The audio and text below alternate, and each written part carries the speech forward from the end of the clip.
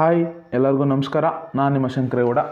ಈ ವಿಡಿಯೋದಲ್ಲಿ ನಾನು ಏನು PGCET ಸ್ಟೂಡೆಂಟ್ಸ್ ಇದ್ದಾರೆ, MBA MCA ಮತ್ತು MTech ಆಗಿರ್ಬೋದು, ಆ ಸ್ಟೂಡೆಂಟ್ಸ್ಗಳಿಗೆ ಯಾವ್ಯಾವ ಡಿಪಾರ್ಟ್ಮೆಂಟಿಂದ ಎಷ್ಟು ಸ್ಕಾಲರ್ಶಿಪ್ ಬರುತ್ತೆ, ಮತ್ತು ಎಲ್ಲ ಡಿಪಾರ್ಟ್ಮೆಂಟ್ಗಳಿಗೂ ಸೆಪರೇಟಾಗಿ ಅರ್ಜಿನ ಹಾಕಬೇಕಾ, ಜೊತೆಗೆ SSP ಪೋರ್ಟಲಲ್ಲಿ ಸ್ಕಾಲರ್ಶಿಪ್ ಅಪ್ಲೈ ಮಾಡಬೇಕಾದ್ರೆ ಏನು ಮ್ಯಾಂಡೇಟ್ರಿ, ಅವೆಲ್ಲದ್ರ ಬಗ್ಗೆನೂ ಕೂಡ ಈ ವಿಡಿಯೋದಲ್ಲಿ ತಿಳಿಸ್ಕೊಡ್ತೀನಿ.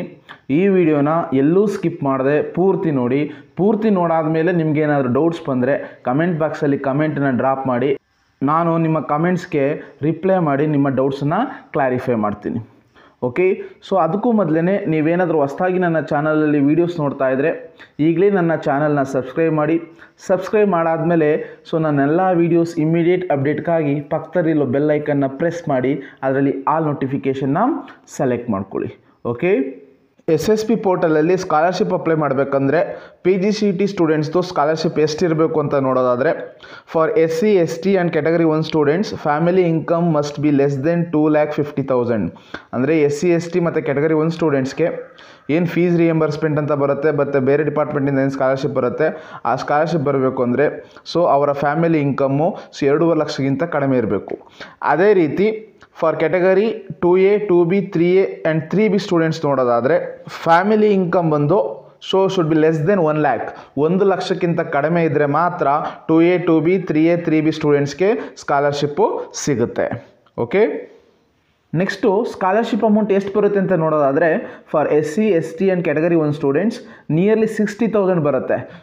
ಸೋಷಿಯಲ್ ವೆಲ್ಫೇರ್ ಡಿಪಾರ್ಟ್ಮೆಂಟ್ ಕಡೆಯಿಂದ ಫೀಸ್ ರಿಯಂಬರ್ಸ್ಮೆಂಟ್ ಅಂತ ಏನಿರುತ್ತೆ 55,000 ಅದು ಬರುತ್ತೆ. ಜೊತೆಗೆ ಅದರ್ ಎಕ್ಸ್ಪೆನ್ಸಸ್ ಅಂತ ನಿಯರ್ಲಿ 4,000 ಬರುತ್ತೆ. ಟೋಟಲಿ ನಿಯರ್ಲಿ 60,000 SC ST ಮತ್ತು ಕ್ಯಾಟಗರಿ 1 ಸ್ಟೂಡೆಂಟ್ಸ್ಗೆ ಸ್ಕಾಲರ್ಶಿಪ್ ಬರುತ್ತೆ. ಅದೇ ರೀತಿ for category 2A 2B 3A 3B students ನೋಡೋದಾದರೆ ಅವರಿಗೆ ನಿಯರ್ಲಿ 24,000 ಬರುತ್ತೆ from the department of backward classes welfare. ಆಯಿತಾ, ನಾವೇನು ಹಿಂದುಳಿದ ವರ್ಗಗಳ ಕಲ್ಯಾಣ ಇಲಾಖೆ ಅಂತ ಕರಿತೀವಿ, ಆ ಇಲಾಖೆ ಕಡೆಯಿಂದ ಅವ್ರಿಗೆ ನಿಯರ್ಲಿ 24,000 ಸ್ಕಾಲರ್ಶಿಪ್ ಬರುತ್ತೆ. ನೆಕ್ಸ್ಟ್ ನೋಡೋದಾದರೆ ನಾವೇನು ಡಿಪಾರ್ಟ್ಮೆಂಟ್ ಆಫ್ ಲೇಬರ್ ಅಂತ ಕರಿತೀವಿ, ಕಾರ್ಮಿಕ ಇಲಾಖೆ, ಆ ಕಾರ್ಮಿಕ ಇಲಾಖೆ ಕಡೆಯಿಂದನೂ ಕೂಡ ಎಲ್ಲ ಸ್ಟೂಡೆಂಟ್ಸ್ಗೆ irrespective of category, SC ST ಆಗ್ಬೋದು, ಕ್ಯಾಟಗರಿ 1 ಆಗ್ಬೋದು, 2A 2B 3A 3B ಎಲ್ಲ ಸ್ಟೂಡೆಂಟ್ಸ್ಗೂ ಕೂಡ ಕಾರ್ಮಿಕ ಇಲಾಖೆ ಕಡೆಯಿಂದ 50,000 ಸ್ಕಾಲರ್ಶಿಪ್ ಬರುತ್ತೆ. ಹಾಗಾದರೆ ಈ ಎಲ್ಲ ಸ್ಟೂಡೆಂಟ್ಸ್ಗೆ ಯಾರ್ಯಾರಿಗೆ ಸ್ಕಾಲರ್ಶಿಪ್ ಬರುತ್ತೆ ಅಂತ ನೋಡೋದಾದರೆ, ಈ ಸ್ಕೀಮನ್ನ ನಾವು education assistance for construction workers children ಅಂತ ಕರಿತೀವಿ. ಅಂದರೆ ಈ ಒಂದು ಸ್ಕೀಮಲ್ಲಿ ಸ್ಕಾಲರ್ಶಿಪ್ ಬರೋದು ಕಟ್ಟಡ ಕಾರ್ಮಿಕರ ಮಕ್ಳಿಗೆ ಮಾತ್ರ. ಎಲ್ಲ ಕಾರ್ಮಿಕರಿಗೆ ಬರೋದಿಲ್ಲ, ಕಟ್ಟಡ ಕಾರ್ಮಿಕರ ಮಕ್ಳಿಗೆ ಮಾತ್ರ 50,000ನ 1 ವರ್ಷಕ್ಕೆ ಸ್ಕಾಲರ್ಶಿಪ್ ಆಗಿ ಕೊಡ್ತಾರೆ. ಹಾಗಾದರೆ 50,000 ಸ್ಕಾಲರ್ಶಿಪ್ನ ತೊಗೋಬೇಕಾದ್ರೆ ಏನಿರಬೇಕು ಅಂತ ನೋಡೋದಾದರೆ, ನಿಮ್ಮ ತಂದೆ ಅಥವಾ ತಾಯಿ ಹತ್ರ ಲೇಬರ್ ಕಾರ್ಡ್ ಇರಬೇಕು. ಆ ಲೇಬರ್ ಕಾರ್ಡ್ಗೆ ಆಧಾರ್ ಕಾರ್ಡು ಫೀಡ್ ಆಗಿರಬೇಕು. ಓಕೆ, ಆ ಲೇಬರ್ ಕಾರ್ಡ್ಗೆ ಆಧಾರ್ ನಂಬರ್ ಏನಾದರೂ ಫೀಡ್ ಆಗಿದ್ದರೆ ಮಾತ್ರ ನೀವು ಈ ಒಂದು ಸ್ಕೀಮಲ್ಲಿ 50,000 ಸ್ಕಾಲರ್ಶಿಪ್ನ ತೊಗೋಬೋದು. ಮತ್ತು ಈ ಒಂದು ಸ್ಕೀಮ್ಗೆ ನೀವು ಸಪ್ರೇಟಾಗಿ ಅರ್ಜಿನ ಹಾಕೋ ನೆಸೆಸಿಟಿ ಇಲ್ಲ. ನೀವೇನು SSP ಪೋರ್ಟಲಲ್ಲಿ ಸ್ಕಾಲರ್ಶಿಪ್ ಅಪ್ಲೈ ಮಾಡ್ತೀರೋ ಆಟೋಮೆಟಿಕಲಿ ಅದು ಈ ಒಂದು ಸ್ಕೀಮ್ಗೆ ನೀವು ಎಲಿಜಿಬಿಲಿಟಿ ಆಗಿರ್ತೀರಾ. ನಿಮ್ಮ ತಂದೆ ಅಥವಾ ತಾಯಿ ಹತ್ರ ಲೇಬರ್ ಕಾರ್ಡ್ ಇದ್ದು ಆ ಲೇಬರ್ ಕಾರ್ಡ್ಗೆ ಆಧಾರ್ ನಂಬರು ಫೀಡ್ ಆಗಿದ್ರೆ ಆಟೋಮೆಟಿಕಲಿ ನಿಮಗೆ ಈ ಒಂದು 50,000 ಸ್ಕಾಲರ್ಶಿಪ್ಪು ಬರುತ್ತೆ. ಓಕೆ, ನೆಕ್ಸ್ಟ್ ನೋಡೋದಾದರೆ ಏನು ನಾವು ಡಿಪಾರ್ಟ್ಮೆಂಟ್ ಆಫ್ ಅಗ್ರಿಕಲ್ಚರ್ ಅಂತ ಕರಿತೀವಿ, ಕೃಷಿ ಇಲಾಖೆ, ಆ ಕೃಷಿ ಇಲಾಖೆ ಕಡೆಯಿಂದನೂ ಕೂಡ ಎಲ್ಲ ಕ್ಯಾಟಗರಿ ಸ್ಟೂಡೆಂಟ್ಸ್ಗೆ 10,000 ಸ್ಕಾಲರ್ಶಿಪ್ ಬರುತ್ತೆ. ಓಕೆ, ಈ 10,000 ಸ್ಕಾಲರ್ಶಿಪ್ಪನ್ನ ಯಾವ ಸ್ಕೀಮಲ್ಲಿ ಕೊಡ್ತಾರೆ ಅಂತ ನೋಡೋದಾದರೆ, ಚೀಫ್ ಮಿನಿಸ್ಟರ್ ರೈತ ವಿದ್ಯಾನಿಧಿ ಪ್ರೋಗ್ರಾಮ್ ಅಂತಿದೆ. ಈ ಒಂದು ಪ್ರೋಗ್ರಾಮ್ ಅಡಿಯಲ್ಲಿ 10,000 ಸ್ಕಾಲರ್ಶಿಪ್ನ ಕೊಡ್ತಾರೆ. ಈ 10,000 ಸ್ಕಾಲರ್ಶಿಪ್ಪು ನಿಮಗೆ ಬರಬೇಕು ಅಂದರೆ ನಿಮ್ಮ ತಂದೆ ಅಥವಾ ತಾಯಿ ಹೆಸರಲ್ಲಿ ಅಗ್ರಿಕಲ್ಚರ್ ಲ್ಯಾಂಡ್ ಇರಬೇಕು. ಆ ಅಗ್ರಿಕಲ್ಚರ್ ಲ್ಯಾಂಡ್ಗೆ ನಿಮ್ಮ ತಂದೆ ತಾಯಿದು ಆಧಾರ್ ನಂಬರು ಫೀಡ್ ಆಗಿರಬೇಕು. ಓಕೆ, ಏನು ಈ ಚೀಫ್ ಮಿನಿಸ್ಟರ್ ರೈತ ವಿದ್ಯಾನಿಧಿ ಪ್ರೋಗ್ರಾಮ್ ಅಂತಿದೆ, ಈ ಪ್ರೋಗ್ರಾಮ್ಗೆ ಒಂದು ಹೊಸ ಅಪ್ಡೇಟ್ ಬಂದಿದೆ. ಏನಪ್ಪ ಹೊಸ ಅಪ್ಡೇಟ್ ಅಂದರೆ, ಯಾರೆಲ್ಲ ಸ್ಟೂಡೆಂಟ್ಸ್ ಪೇರೆಂಟ್ಸ್ ಹೆಸರಲ್ಲಿ ಜಮೀನಿರಲ್ಲ ಅಥವಾ ಅಗ್ರಿಕಲ್ಚರ್ ಲ್ಯಾಂಡ್ ಇರಲ್ಲ, ಅವರು ಜಮೀನಲ್ಲಿ ಕೆಲಸ ಮಾಡ್ತಾ ಇರ್ತಾರೆ, ಕೂಲಿ ಕೆಲಸನ ಬೇರೆ ಯಾರ್ದೋ ಜಮೀನಲ್ಲಿ, ಅಂಥವ್ರಿಗೂ ಕೂಡ ಸ್ಕಾಲರ್ಶಿಪ್ ಬರುತ್ತೆ. ಅಂಥವ್ರು ಏನು ಮಾಡಬೇಕು ಅಂದರೆ, ಒಂದು ಭೂರಹಿತ ಪ್ರಮಾಣ ಪತ್ರ ಅಂತ ಕೊಡ್ತಾರೆ ನಿಮ್ಮ ನಾಡ ಕಚೇರಿಯಲ್ಲಿ. ಆ ನಾಡ ಕಚೇರಿಯಲ್ಲಿ ಆ ಭೂರಹಿತ ಪ್ರಮಾಣ ಪತ್ರನ ಪಡ್ಕೋಬೇಕು.